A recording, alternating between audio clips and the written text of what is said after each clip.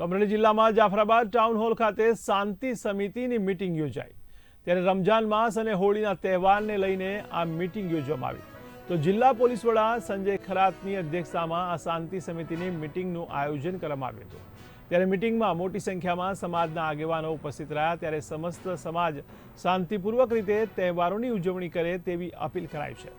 તો જિલ્લા પોલીસ વડા સંજય ખરાત, એએસપી વલય વૈદ સહિત પોલીસ સ્ટાફ પણ ઉપસ્થિત રહ્યો હતો।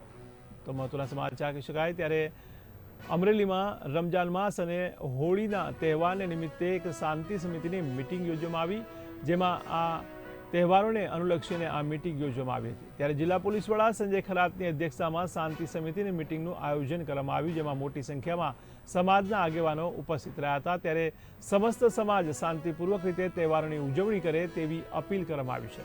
તો જિલ્લા પોલીસ વડા સંજય ખરાત, એએસપી વલય વૈદ સહિત પોલીસ સ્ટાફ પણ ઉપસ્થિત રહ્યો હતો।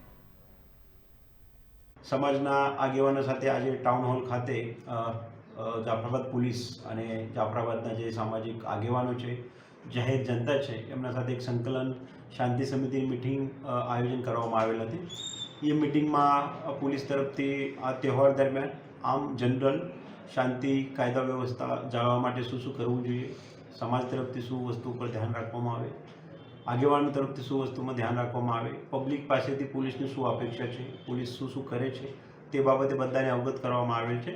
સાથે સાથે અહીંયાના જે સામાજિક અગ્રણી છે એમના તરફથી પણ જે સમાજના લોકો છે અથવા પોલીસ પાસેથી શું અપેક્ષા છે, જાહેર જનતા જો શું અપેક્ષા છે, તે બાબતે લોકોને એક માર્ગદર્શન પૂરું પાડવામાં આવેલ હતું। તો અમે અપેક્ષા છે જાફરાબાદ શહેરમાં અને સમગ્ર અમરેલી જિલ્લામાં આ જો મહિનો છે, આ જે હોળીનો તહેવાર છે, તે દરમિયાન તમામ સમાજ આ જો પ્રસંગ છે એ તહેવારની ઉજવણી પૂર્ણ આનંદદાયી વાતાવરણમાં ઉમંગ સાથે કરશે।